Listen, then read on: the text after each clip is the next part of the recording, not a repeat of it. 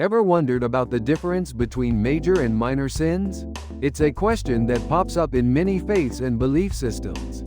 Let's break it down. Generally, major sins are considered grave offenses, violating core principles, and often carrying serious consequences, either spiritually or in terms of earthly repercussions. Think of them as the big no-nos, the things that can really damage your relationship with the divine or with others. Minor sins, on the other hand, are less severe. They might be small transgressions, mistakes, or slips in judgment.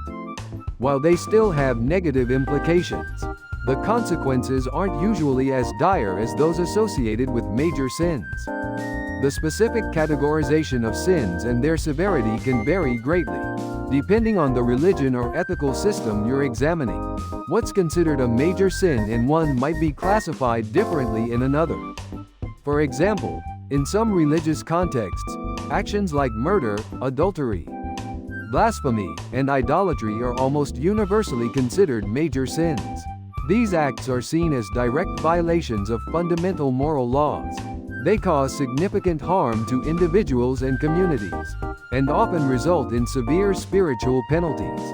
Minor sins might include things like telling a small lie, being impatient, or having a negative thought. These actions might not be seen as fundamentally damaging to your relationship with God or your fellow humans, but they still have a degree of negativity and can contribute to a pattern of less than ideal behavior. Some belief systems also consider the intention behind an action. A seemingly minor sin committed with malicious intent could be viewed as more serious than a major sin committed unintentionally or without malice. The concept of repentance and forgiveness plays a significant role in dealing with sins. Major sins often require a more significant process of repentance, possibly involving confession, acts of atonement, or seeking forgiveness from God or others. Minor sins might be addressed through prayer, good deeds, or simply a change in behavior. This distinction between major and minor sins isn't just about labeling actions. It's about understanding the impact of our choices and how we can strive to live a better life. It emphasizes the importance of recognizing the seriousness of certain actions and the need to address them appropriately. It encourages us to be mindful of our thoughts, words, and deeds, striving to live in accordance with ethical and spiritual principles.